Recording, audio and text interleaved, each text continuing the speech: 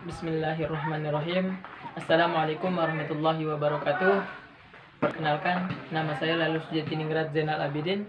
Saya dari kelas 6A, NIM 170104015. Baik, di sini saya akan menjelaskan tentang bagaimana strategi hewan dalam mencari makan. Strategi hewan dalam mencari makan yaitu memperoleh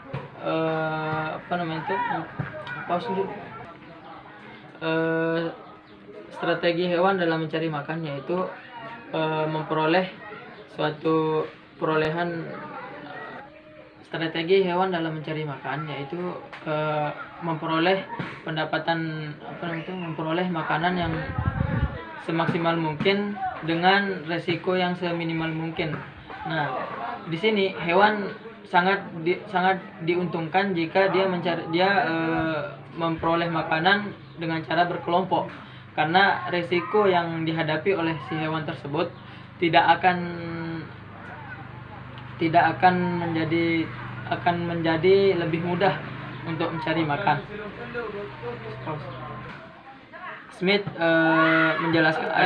Smith menjelaskan bahwa di dalam aturan pemilihan makanan, konsumen harus yang pertama memilih mangsa yang lebih menguntungkan,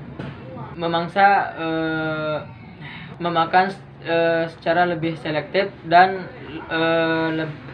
mencari makanan yang lebih dan mengutamakan makanan yang lebih menguntungkan.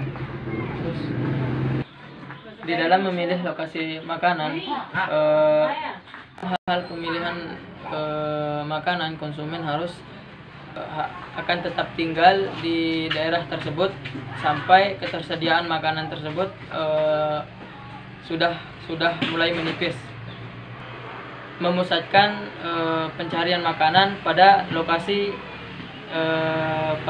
satu lokasi atau yang lebih produktif, akan meninggalkan lokasi tersebut apabila ketersediaan makanan tersebut sudah habis. Terakhir akan meninggalkan suatu daerah tersebut yang sudah produktivitasnya rendah. Ada beberapa metode yang digunakan oleh hewan untuk mencari makanan. Yang pertama yaitu pengembalaan.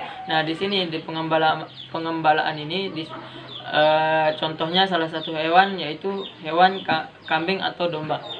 Di suatu lokasi tersebut, jika ketersediaan makanan di suatu daerah atau di suatu tempat itu akan sampai habis, sampai ia merasakan lebih, sampai ia benar-benar memastikan bahwa suatu makanan yang ada di daerah tersebut sudah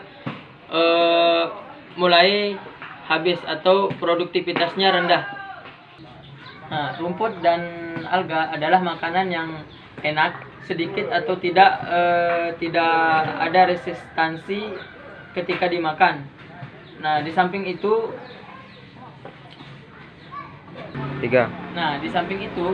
rumput adalah jenis tumbuhan yang sangat cepat menyesuaikan diri dan cepat tumbuh, yang menggantikan biomas yang hilang. Nah, kondisi ini sangat menguntungkan bagi pengembalaan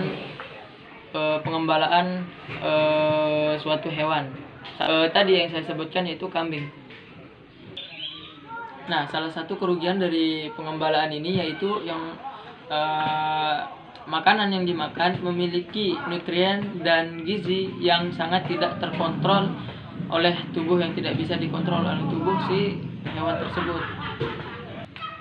Nah, untuk menutupi permasalahan tersebut, si hewan harus pengembalaan harus memakan rumput atau alga dalam jumlah yang besar untuk menutupi suatu kerugian yang disebabkan tadi, yaitu memiliki nutrien dan gizi yang sangat tidak terkontrol.